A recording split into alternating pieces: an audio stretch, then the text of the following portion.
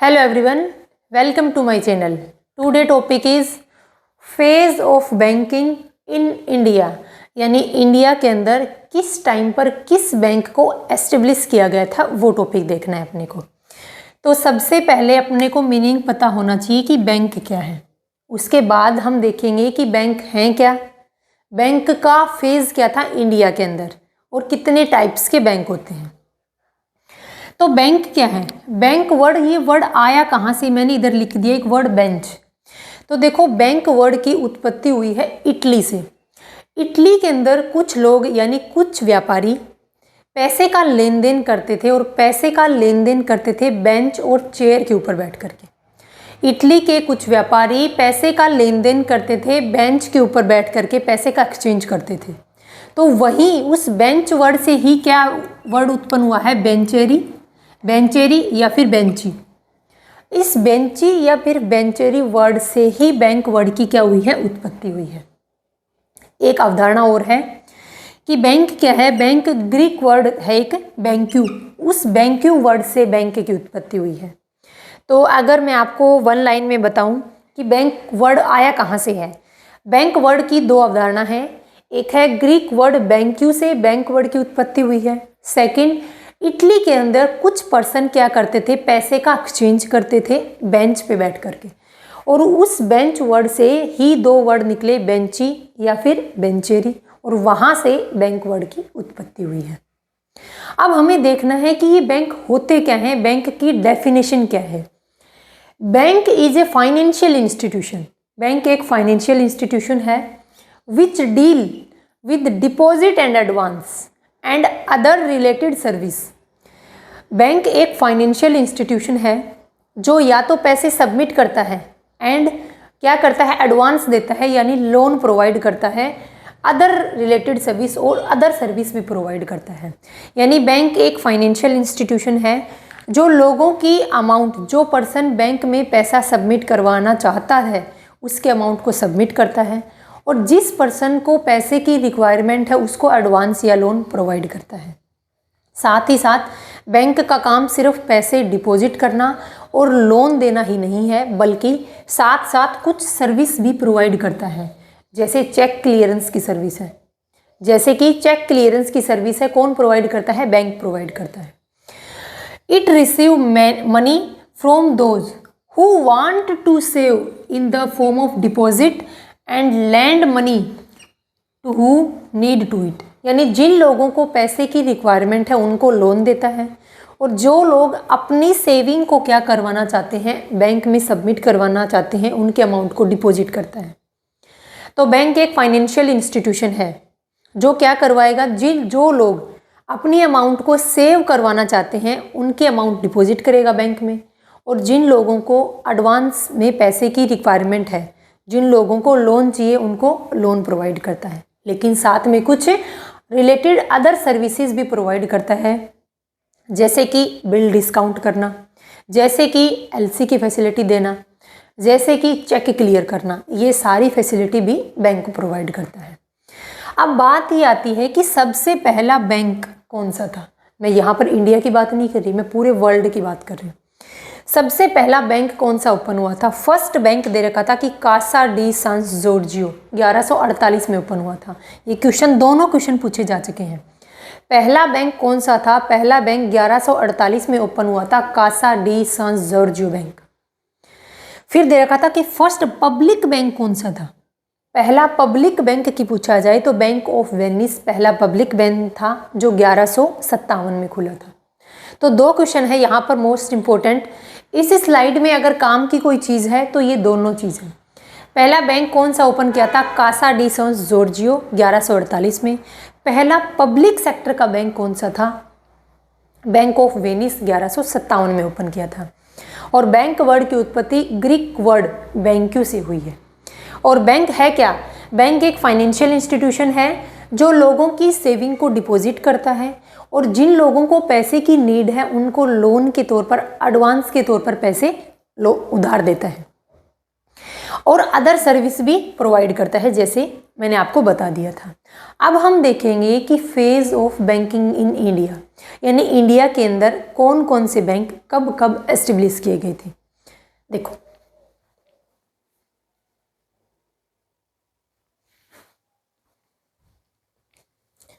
अब हम देखते हैं कि phase of banking in India, यानी इंडिया के अंदर बैंकिंग के कितने फेज़ हैं। तो पूरे फेज़ को हमने 3 पार्ट में क्लासीफाई किया है। यानी पहला फेज़ अपने पास है इंट्रोडक्शन फेज़, सेकंड है नेशनलाइजेशन फेज़ और थर्ड है रिफॉर्म फेज़। नेशनलाइजेशन में क्या आएगा कि कितने बैंकों का नेशनलाइजेशन, आप सबको पता है कि बैंकों का नेशनलाइजेशन किया गया था। 2 बार नेशनलाइजेशन किया गया था, एक बार 1969 में और एक बार 1980 के अंदर। वो हम डिटेल में बाद में पढ़ेंगे। पहला फेज है इंट्रोडक्शन फेज। इंट्रोडक्शन फेज में हम क्या बताएंगे कि कौन सा बैंक कब एस्टेब्लिश किया गया था। सबसे पहला कौन सा बैंक था, सबसे पहला इंडियन बैंक कौन सा था, कब एसबीआई आया था, कब किन बैंक्स को मर्ज किया गया था, वो है इंट्रोडक्शन फेज में। इंट्रोडक्शन फेज का टाइम पीरियड कई बार पूछा जा सकता है कि 1770 से लेकर 1969 तक का टाइम इंट्रोडक्शन फेज का है। जो सबसे पहला बैंक एस्टेब्लिश किया गया था वो 1770 के अंदर था, बैंक ऑफ हिंदुस्तान। अभी मत नोट डाउन करो, उसको हम डिटेल में करेंगे। इंट्रोडक्शन फेज स्टार्ट होता है 1770 से 1969 तक। सेकंड है nationalisation phase. Nationalisation phase start होता है यहाँ से, जहाँ से फर्स्ट फेज का एंडिंग होती है, 1969 से लेकर 1991 तक। और थर्ड फेज आता है reform phase. Reform phase banking sector में 2 बार रिफॉर्म किए गए हैं, एक 1991 में और एक 1998 के अंदर। इनको हम डिटेल में करेंगे, टेंशन मत लो, काफ़ी डिटेल में करवाऊंगी मैं आपको।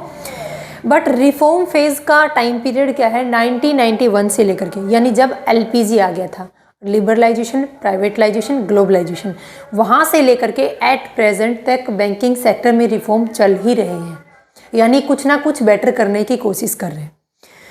तो क्वेश्चन पूछा जा सकता है कि ये रिफॉर्म लेके कौन आया था। तो रिफॉर्म, बैंकिंग सेक्टर में रिफॉर्म के पीछे सबसे बड़ा हाथ किसका था, एम नरसिम्हम कमेटी का हाथ दे रखा था।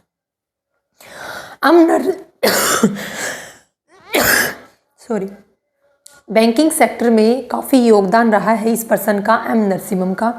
इसी पर्सन के नाम से एक कमेटी बनाई गई थी, एम नरसिम्हम कमेटी।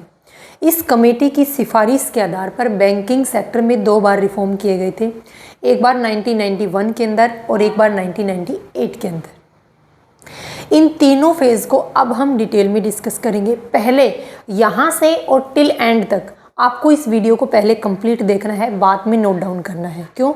क्योंकि इसका जो डायग्राम रहेगा वो थोड़ा लेंथी है। हम क्या है, हम थ्योरेटिकल कंसेप्ट में नहीं पढ़ेंगे, इसको लिखवा दिया कि ये बैंक कब आया था, इसका ये ऑब्जेक्ट है, नहीं।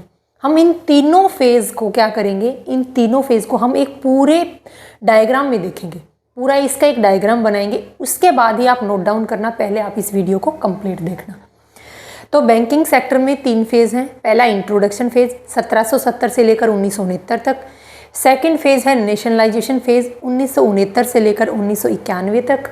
और तीसरा फेज़ है रिफॉर्म्स फेज़, वो है 1991 तक एट प्रेजेंट तक। 2 बार रिफॉर्म किए गए हैं बैंकिंग सेक्टर में, पहला 1991 में, दूसरा 1998 में। सबसे मेन योगदान रहा है बैंकिंग सेक्टर में रिफॉर्म का, तो वो आता है एम नरसिम्हम कमेटी का। एम नरसिम्हम कमेटी की सिफारिश के आधार पर ही बैंकिंग सेक्टर में 2 बार रिफॉर्म हुए, एक बार 1991 में और दूसरी बार 1998 के अंदर। अब हम इन तीनों फेज़ को डिटेल में डिस्कस करेंगे। पहले आपको पूरी वीडियो देखनी है, पहले पूरे डायग्राम का एनालिसिस करना है, देन नोट डाउन करना है।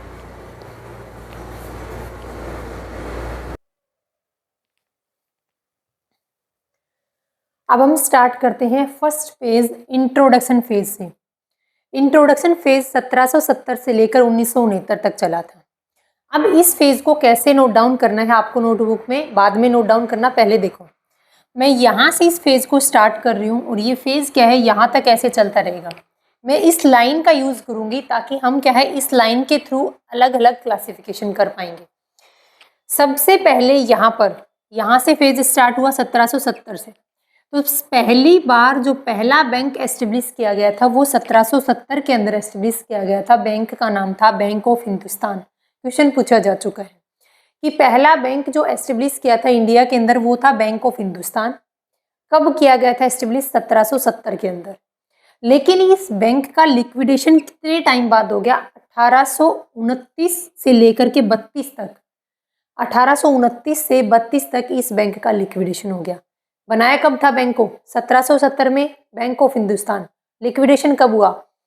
1829 में लिक्विडेशन स्टार्ट हुआ था और 1832 तक लिक्विडेशन खत्म हो गया, यानी 1832 में ये बैंक क्लोज हो चुका था। बैंक ऑफ हिंदुस्तान को एस्टेब्लिश करने के बाद एक और बैंक बनाया गया, जिस बैंक का नाम, सेकंड बैंक यहाँ पर था, फर्स्ट यहाँ, सेकंड बैंक का नाम रखा गया जनरल बैंक ऑफ इंडिया। मना किया था कि मत बनाओ, क्योंकि उस टाइम पर कंट्री की कंडीशन अच्छी नहीं थी, इतने रिसोर्सेज नहीं थे, लेकिन फिर भी जबरदस्ती बैंक बनाया। अब बनाया तो चला भी नहीं। जनरल बैंक ऑफ इंडिया बनाया गया 1786 के अंदर। ये सेकंड बैंक था, जनरल बैंक ऑफ इंडिया के नाम से सेकंड बैंक बनाया गया। लेकिन इस बैंक ने कितने दिन वर्क किया? 86 में बनाया गया था, 91 में क्लोज हो गया। मात्र 5 साल में इस बैंक का लिक्विडेशन भी हो गया। 1786 में जनरल बैंक ऑफ इंडिया को एस्टेब्लिश किया गया था और 1791 में ये बैंक बंद भी हो गया था। हम 2 बैंक को पढ़ चुके हैं, पहला बैंक ऑफ हिंदुस्तान 1770, दूसरा जनरल बैंक ऑफ इंडिया 1786 के अंदर। अब देखो थर्ड बैंक, यहाँ पर इंपॉर्टेंट पॉइंट है, ये है तीसरा बैंक। ये वही पहला फेज चल रहा है, जब तक 1969 नहीं आ जाता तब तक फर्स्ट फेज ही रहेगा, मैं आपको अलग से बताऊंगी। तो यहाँ पर क्या हुआ? 3 बैंक एस्टेब्लिश किए गए, 1806, 1840 और 1843। 1806 के अंदर बैंक एस्टेब्लिश किया गया बैंक ऑफ कलकत्ता, 1840 में बैंक ऑफ बॉम्बे और 1843 में बैंक ऑफ मद्रास। अब इन तीनों बैंक को मर्ज करके बाद में हमने एक बैंक बनाया, लेकिन उससे पहले एक छोटा सा कंसेप्ट और है। 1806 में जो बैंक ऑफ कलकत्ता बना था उसका नाम चेंज किया गया 1809 में। ये क्वेश्चन पूछा जा चुका है कि बैंक ऑफ बंगाल, जो पहले 1806 में बैंक ऑफ कलकत्ता होता था, 1809 के बाद वो बैंक ऑफ बंगाल के नाम से जाने लगा। यानी 1809 में बैंक ऑफ बंगाल, 1840 में बैंक ऑफ बॉम्बे और 1843 में बैंक ऑफ मद्रास को एस्टेब्लिश किया गया। इन तीनों बैंक को क्या बोलते थे? इन तीनों बैंक को प्रेसिडेंसी बैंक बोलते थे। 3 प्रेसिडेंसी बैंक थे और तीनों बैंकों को मिला करके क्या नाम दिया गया था? इनको क्वासी सेंट्रल बैंक बोलते थे।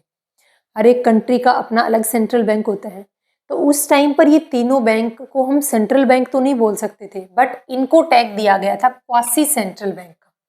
तो क्वेश्चन पूछा जा चुका है कि क्वासी सेंट्रल बैंक में कौन कौन से बैंक इंक्लूड हैं?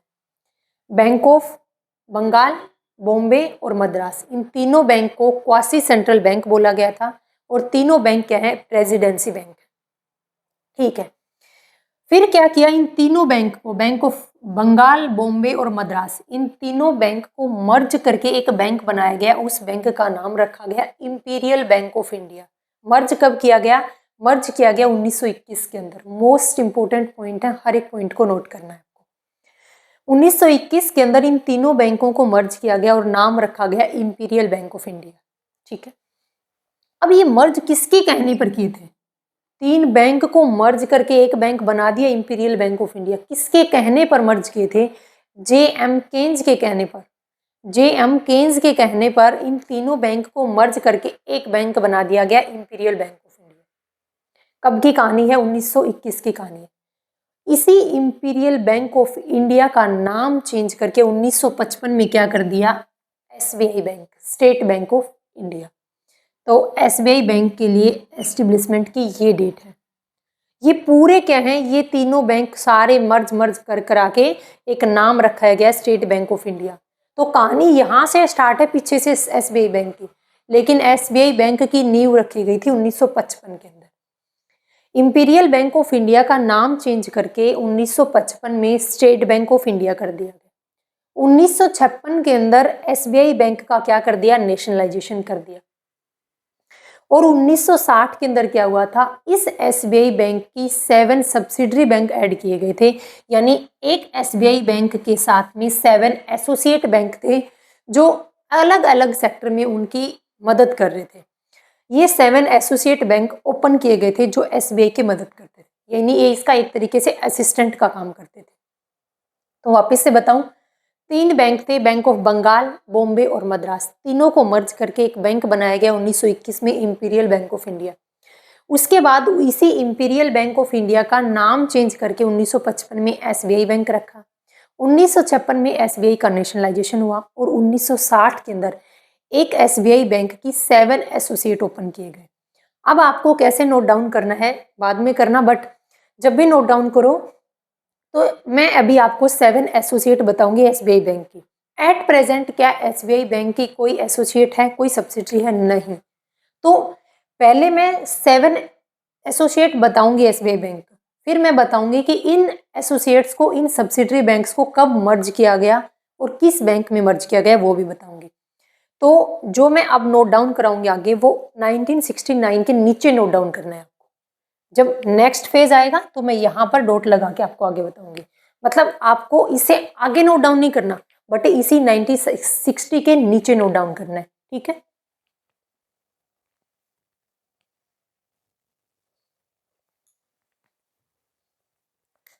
अब देखो 1960 से आगे, 1960 में क्या था, एक एसबीआई और उसके 7 एसोसिएट बैंक थे। यानी 7 एसोसिएट ऑफ एसबीआई क्या बनाए गए थे, 1960 के अंदर बनाए गए। अब हम क्या करेंगे, इस डेट को एक एसबीआई के 7 एसोसिएट थे, लेकिन धीरे धीरे क्या कर दिए, मर्ज कर दिए। किस में मर्ज किए? एसबीआई बैंक में। 2008 के अंदर पहला बैंक जो 7 सब्सिडरी थी, पहले तो वो देखो कौन सी है, state bank of Saurashtra, state bank of Indore, 2 हो गई, और 5 ये रहे। ये टोटल एसबीआई बैंक की 7 सब्सिडरी थी, 7 एसोसिएट बैंक थे।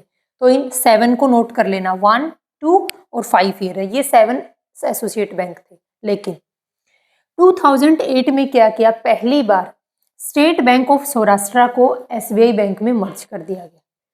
2010 में क्या किया गया, स्टेट बैंक ऑफ इंदौर को भी एसबीआई बैंक में मर्ज कर दिया गया। उसके बाद 2017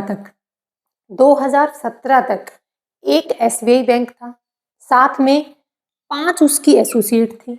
यानी जो हमने यहाँ पर 7 बनाए थे, 7 में से 2 तो मर्ज कर दिए।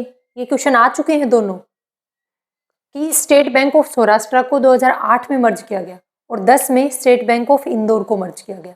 याद करने की ट्रिक जो मैंने ध्यान रखी थी वो क्या है, जैसे यहाँ पर 8 लिखा हुआ है तो S state bank of Saurashtra, आप एस को 8 बना सकते हो, तो state bank of Saurashtra. Indore को ऐसे याद करोगे, स्टेट बैंक ऑफ इंदौर में यहाँ पर आई है, आई यानी स्टैंडिंग लाइन, और यहाँ पर भी क्या है, 10। इस तरीके से मैंने याद किया था, आपको भी बता दी जैसे मैंने याद किया। तो 2008 में स्टेट बैंक ऑफ सौराष्ट्र और 2010 के अंदर स्टेट बैंक ऑफ इंदौर को एसबीआई बैंक में मर्ज कर दिया गया। 2017 तक क्या था, एक एसबीआई बैंक थे, एक एसबीआई बैंक के साथ 5 उसके एसोसिएट थे क्योंकि 2 को मर्ज कर दिया गया, और प्लस एक भारतीय महिला बैंक भी था। अब भारतीय महिला बैंक कब बना, कब उसको मर्ज किया गया, मर्ज का तो पता चल गया, लेकिन कब बना इसकी स्टोरी हम बाद में पढ़ेंगे। बट इतना ध्यान रखना, 2017 तक एक एसबीआई बैंक, 5 उसके एसोसिएट और एक भारतीय महिला बैंक थे। लेकिन 2017 में क्या किया गया, 2017 में एसबीआई बैंक के अंदर इन 5 एसोसिएट और भारतीय महिला बैंक को मर्ज कर दिया गया। तो क्या लिखा गया, इन 5 एसोसिएट कौन से थे, state bank of Bikaner, state bank of Hyderabad, state bank of Mysore, state bank of Patiala और स्टेट बैंक ऑफ ट्रावनकोर। इन सभी 5 एसोसिएट को एसबीआई बैंक में मर्ज कर दिया गया, प्लस एक भारतीय महिला बैंक को भी। इन सब को मर्ज करके सिर्फ एक बैंक छोड़ा गया, उसका नाम रखा गया स्टेट बैंक ऑफ इंडिया, वही जो पहले 1955 में रखा गया था, यानी एसबीआई बैंक। अब स्टेट बैंक ऑफ इंडिया का हेडक्वार्टर कहाँ पर है, मुंबई के अंदर है। कई बार इसके प्रेजेंट सीईओ पूछ लिए जाते हैं। तो एट प्रेजेंट नवंबर 2025 के अंदर एसबीआई के सीईओ कौन है, चल्ला श्रीनिवासुलु सेठी। चल्ला श्रीनिवासुलु सेठी एसबीआई बैंक के क्या हैं, एमडी या सीईओ है। तो ये हमने सिर्फ अभी इंट्रोडक्शन फेज चल रहा है, देखो मैंने अभी तक इरेज नहीं किया ऊपर से, इंट्रोडक्शन फेज ही चल रहा है। अब नेक्स्ट बैंक एस्टेब्लिश किया जाएगा। अब आपको क्या करना है, अब जो आपको मैंने स्टैंडिंग लाइन बनवाई थी वहां से वापस स्टार्ट करेंगे। नेक्स्ट बैंक होगा हमारा बैंक ऑफ इलाहाबाद, 1865 में एस्टेब्लिश किया था, उसको देखो।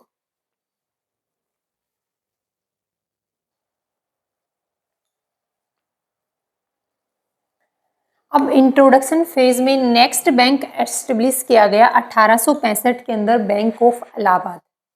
बैंक ऑफ इलाहाबाद एस्टेब्लिश किया गया 1865 में, लेकिन अभी हाल फिलहाल 2020 के अंदर इसी बैंक ऑफ इलाहाबाद को मर्ज कर दिया किस बैंक में, इंडियन बैंक के अंदर। तो मर्ज इन इंडियन बैंक अप्रैल 2020 के अंदर इस इलाहाबाद बैंक को मर्ज कर दिया गया। और ये इलाहाबाद बैंक कहाँ एस्टेब्लिश किया गया था, कोलकाता के अंदर। तो इतना ध्यान रखना है कि at present bank of Allahabad जो 1865 में एस्टेब्लिश किया गया था, उसको अप्रैल 2020 के अंदर इंडियन बैंक में क्या कर दिया, मर्ज कर दिया गया। नेक्स्ट है पीएनबी बैंक 1894 के अंदर। Punjab national bank, PNB bank को एस्टेब्लिश किया गया था लाहौर के अंदर, जो पाकिस्तान में पड़ता है। उस टाइम तो 1894 की बात है, तब तो पूरा एक ही था, डिवाइड नहीं हुआ था। तो पीएनबी बैंक को एस्टेब्लिश किया गया था 1894 के अंदर, और ये पहला इंडियन बैंक था, यानी ये पहला बैंक था जो इंडियंस ने एस्टेब्लिश किया था। इससे पहले के जो भी बैंक थे वो सारे फिरंगियों ने एस्टेब्लिश किए थे, लेकिन 1894 में पंजाब नेशनल बैंक इंडिया का पहला बैंक था जो इंडियंस ने एस्टेब्लिश किया था। हेडक्वार्टर कहाँ पर है, दिल्ली में है, और उसके सीईओ कौन है, पीएनबी बैंक के अशोक चक्र। नेक्स्ट है 1926 के अंदर, 1926 के अंदर एक हिल्टन यंग कमीशन या फिर जिसको हम बोलते हैं रॉयल कमीशन पास किया गया। हिल्टन यंग कमीशन या रॉयल कमीशन पास किया, और इस कमीशन से क्या हुआ, 1934 में एक एक्ट पास किया गया, RBI act, reserve bank of India act 1934, और एक्ट पास करके एक बैंक एस्टेब्लिश किया गया, रिजर्व बैंक ऑफ इंडिया 1935 के अंदर। और ये बैंक क्या कहलाया, ये बैंक एक सेंट्रल बैंक कहलाया, किसका, इंडिया का।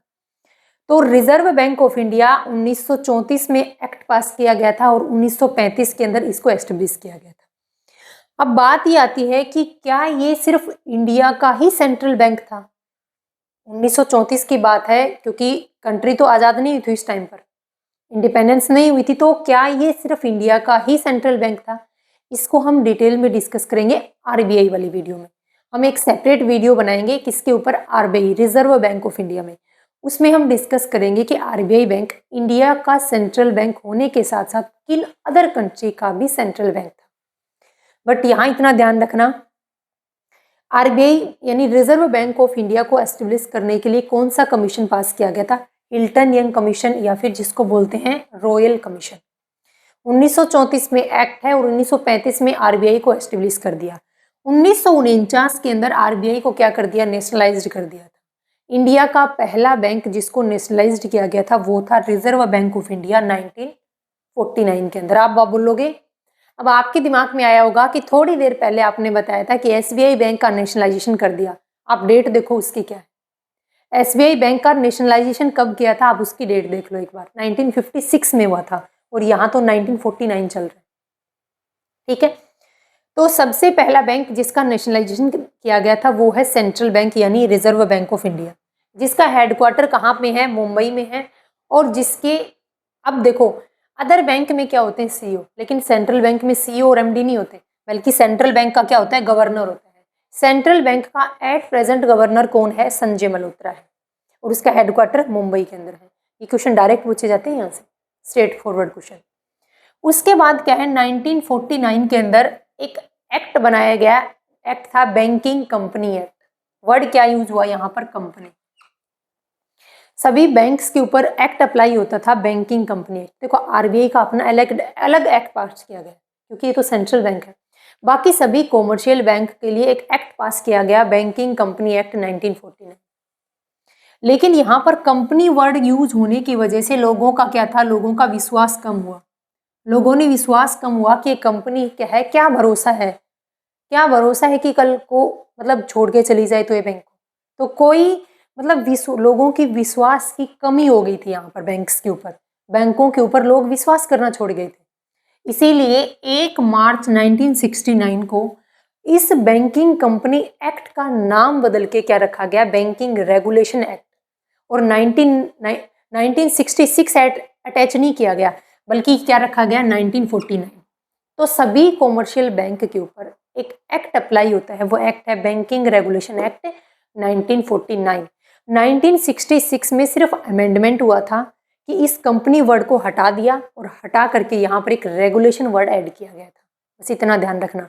लेकिन यही 1949 की ही सन इसके साथ में रखनी है, बैंकिंग रेगुलेशन एक्ट 1949। लेकिन ये ध्यान रखना कि इसको रिमूव कब किया गया, इस कंपनी वर्ड को रिमूव करके रेगुलेशन वर्ड कब ऐड किया था, 1 मार्च 1966।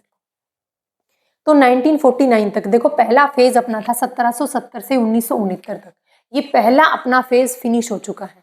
स्टार्ट कहाँ से हुआ था, बैंक ऑफ हिंदुस्तान 1770 में एस्टेब्लिश किया गया था और 1949 के अंदर बैंकिंग रेगुलेशन एक्ट पास कर दिया गया था। यहाँ पर पहला फेज इंट्रोडक्शन फेज क्या होता है, फिनिश होता है। अब सेकंड फेज स्टार्ट होगा 1969 से लेकर के 1991 तक। अब हम सेकंड फेज यानी नेशनलाइज्ड फेज को डिटेल में डिस्कस करेंगे, उसके बाद थर्ड फेज रिफॉर्म फेज की बारी आएगी।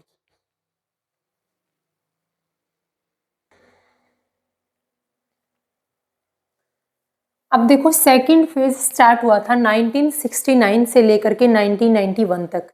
सेकंड फेज का नाम था नेशनलाइज्ड फेज। यहाँ पर 1969 के अंदर और 1980 के अंदर 2 बार बैंकों का नेशनलाइजेशन किया गया। ये टाइम कौन था, यहाँ पर था इंदिरा गांधी की गवर्नमेंट थी। इंदिरा गांधी गवर्नमेंट के टाइम पर इंदिरा गांधी ने 2 बार बैंकों का नेशनलाइज किया गया। अब एक वर्ड है नेशनलाइजेशन, का मतलब क्या होता है, देखो 2 वर्ड हैं, एक प्राइवेटलाइजेशन और एक है नेशनलाइजेशन। प्राइवेटलाइजेशन का मतलब है कि बैंक, ऑर्गेनाइजेशन, कंपनी, जो भी कोई भी इंस्टीट्यूशन है उसके ऊपर प्राइवेट सेक्टर की ओनरशिप। और नेशनलाइजेशन का मतलब है कि कोई भी बैंक है, इंस्टीट्यूशन है, कंपनी है, उसके ऊपर गवर्नमेंट की ओनरशिप। तो यहाँ पर क्या किया था, इंदिरा गांधी की गवर्नमेंट के दौरान यहाँ पर 14 बैंकों का एक बार नेशनलाइजेशन किया गया और 6 बैंकों का एक बार, यानी 2 बार करके 20 बैंकों को नेशनलाइज किया गया था। 20 बैंकों को गवर्नमेंट के कंट्रोल में ले लिया गया था। जो अलग अलग सेक्टर में बैंक परफॉर्म कर रहे थे प्राइवेट ओनरशिप पे, उनकी प्राइवेट ओनरशिप को खत्म करके बैंकों को अक्वायर कर लिया था गवर्नमेंट ने। तो इंदिरा गांधी गवर्नमेंट के टाइम पर 1969 में 14 बैंकों का नेशनलाइजेशन किया गया। जिन बैंकों की डिपॉजिट 50 करोड़ या उससे ज़्यादा थी उन सभी बैंकों को नेशनलाइज किया गया और 50 करोड़ या उससे ज़्यादा डिपॉजिट 14 बैंकों की थी। फिर दोबारा 1980 के अंदर 6 बैंकों को नेशनलाइज किया गया जिन बैंकों की डिपॉजिट 200 करोड़ या उससे ज़्यादा थी। तो ये क्वेश्चन पूछे जा चुके हैं। 14 बैंकों का नेशनलाइजेशन 50 करोड़ या उससे ज़्यादा कैपिटल वाले थे। 6 बैंक 200 करोड़ या उससे ज़्यादा डिपॉजिट वाले जो बैंक थे उनका नेशनलाइजेशन किया गया। ये है नेशनलाइजेशन फेज। अब इस नेशनलाइजेशन फेज को हम बाद में डिटेल में पढ़ेंगे, बट यहाँ सिर्फ इतना ही काफ़ी है। फिर है थर्ड स्टेज आता है, 1991 से स्टार्ट होता है और एट प्रेजेंट तक रिफॉर्म फेज चल ही रहे हैं, यानी बैंकिंग सेक्टर में कुछ ना कुछ रिफॉर्म कर ही रहे हैं। रिफॉर्म फेज में सबसे बड़ा योगदान किसका रहा था, नरसिम्हम कमेटी का रहा था। नरसिम्हम कमेटी की सिफारिश के ऊपर बैंकिंग सेक्टर में 2 बार रिफॉर्म किए गए थे, 1991 के अंदर पहली बार और 1980 के अंदर दूसरी बार। ये बैंकिंग सेक्टर में 2 बार रिफॉर्म किए थे। अब क्या रिफॉर्म किए थे वो हम इसके अलग से सेपरेट वीडियो बनाएंगे, उसमें डिस्कस करेंगे।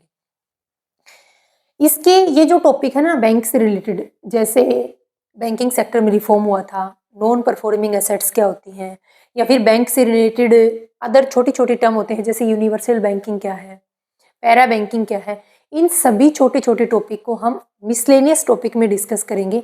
वो मैं थोड़े टाइम बाद स्टार्ट करवा दूंगी। मिसलेनियस टॉपिक के नाम से एक अलग से वीडियो स्टार्ट करेंगे हम उस हेडिंग में। बट अभी क्या करेंगे, अभी हमने डिस्कस किया कि बैंकिंग के 3 फेज आए हैं इंडिया के अंदर। पहला इंट्रोडक्शन फेज, दूसरा है नेशनलाइजेशन फेज और तीसरा है रिफॉर्म्स फेज। इसका हम डिटेल में अलग से बाद में वीडियो बनाएंगे मिसलेनियस टॉपिक में। हमने ये टॉपिक डिस्कस कर लिया कि phase of banking in India. अब हम डिस्कस करेंगे कि बैंक के पास पैसा आता कहाँ से है? अब आप बोलोगे कि पब्लिक सबमिट करवाती है। तो क्या सिर्फ पब्लिक से ही पैसा आता है बैंक के पास? कोई अदर सोर्स नहीं है? क्या एक बैंक किसी दूसरे बैंक से पैसे नहीं ले सकता? क्या एक बैंक सेंट्रल बैंक से पैसे नहीं ले सकता? आपने एक नाम सुना होगा NDTL, एक वर्ड यूज सुना होगा आपने NDTL, net demand and time liability. हर एक बैंक की NDTL होती है। बैंकिंग सेक्टर में जो पर्सन काम कर रहा होगा उस पर्सन को पता होगा कि NDTL का मीनिंग क्या होता है। अब अपने को एक वर्ड देखना है कि NDTL होता क्या है। हर एक बैंक की अपनी NDTL यानी net demand and time liability, ये क्या चीज है उसको हम देखते हैं।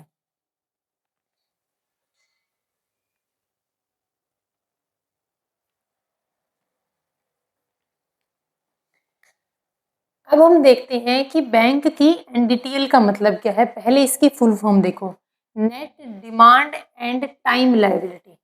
देखो लाइबिलिटी है बैंक की, बैंक में पब्लिक ने पैसा सबमिट करवाया, बैंक है SBI बैंक है, मान लो SBI बैंक में पब्लिक ने पैसा सबमिट करवाया, तो क्या बैंक की लाइबिलिटी नहीं बनती कि जिन लोगों ने बैंक में पैसा सबमिट करवाया है उनका टाइम आने पर, या तो मांगने पर, या फिर जितने टाइम पीरियड के लिए उन्होंने बैंक में पैसा सबमिट करवाया है वो टाइम पीरियड आउट होने पर उस पैसे को वापस करने की लाइबिलिटी भी है बैंक की। इसीलिए इसका नाम रखा गया है कि net demand and time liability. जैसे ही वो पैसा जो डिमांड करने पर पे करनी है, SBI बैंक के कस्टमर जब भी डिमांड करेंगे कि SBI बैंक हमने आपको इतने पैसे दिए थे, अब हम डिमांड कर रहे हैं इन पैसों को हमें वापस दो। टाइम लाइबिलिटी का मतलब है कि किसी फिक्स टाइम पीरियड के लिए पब्लिक ने पैसा सबमिट करवाया था SBI बैंक में, आज जाके कस्टमर बोलता है कि मेरा टाइम पीरियड आउट हो गया, SBI बैंक मुझे पैसे दो। तो SBI बैंक के पास दो फॉर्म, डिमांड और टाइम लाइबिलिटी रहेगी पब्लिक की तरफ, कि या तो उनके मांगने पर या फिर उनकी डिपॉजिट का टाइम पीरियड आउट होने पर वो पैसा जो उन्होंने सबमिट कराया था वो वापस भी करने की लाइबिलिटी है बैंक की। तो हर बैंक की NDTL अलग होती है, net demand and time liability. अब देखो बात यह है कि बैंक के पास पैसा आता कहाँ से है और बैंक का पैसा जाता कहाँ से है। मान लो एक पर्सन ए है, ए पर्सन ने पैसा सबमिट करवाया SBI बैंक में, क्या SBI बैंक उस पैसे को अपने पास रख के बैठा रहेगा? क्या अपने गुल्लक में डाल के बैठा रहेगा SBI बैंक उस पैसे को? नहीं।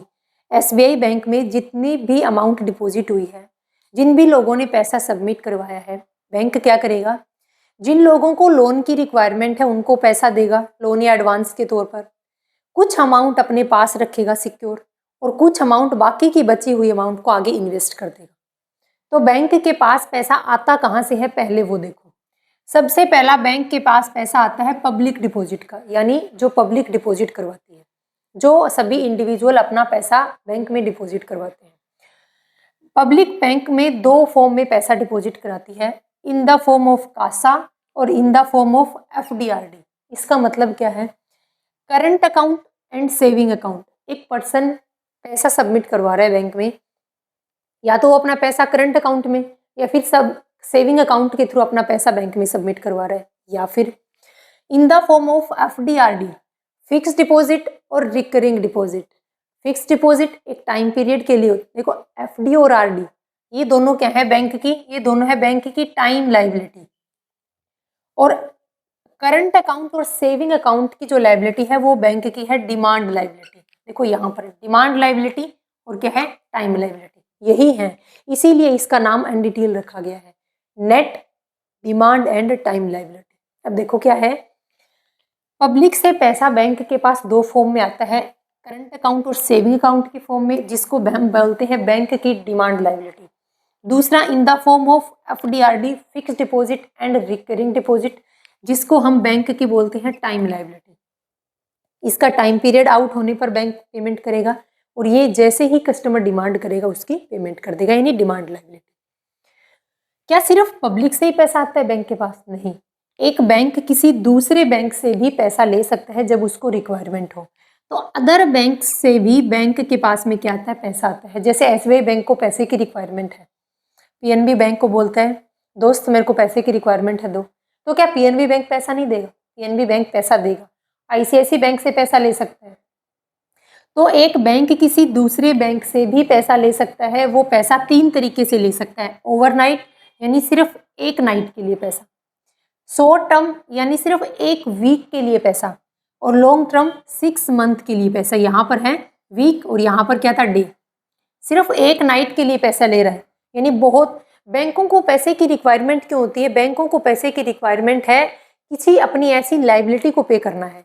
जैसे मान लो बैंक को CRR और SLR को मेंटेन करना था और बैंक के पास अमाउंट सफिशिएंट नहीं है, तो वो क्या करेगा, किसी दूसरे बैंक से उधार मांगेगा। तो ओवरनाइट सिर्फ एक रात के लिए पैसा, शॉर्ट टर्म सिर्फ एक वीक के लिए पैसा, और लॉन्ग टर्म सिर्फ 6 मंथ के लिए एक बैंक दूसरे अदर बैंक से भी पैसा ले सकता है।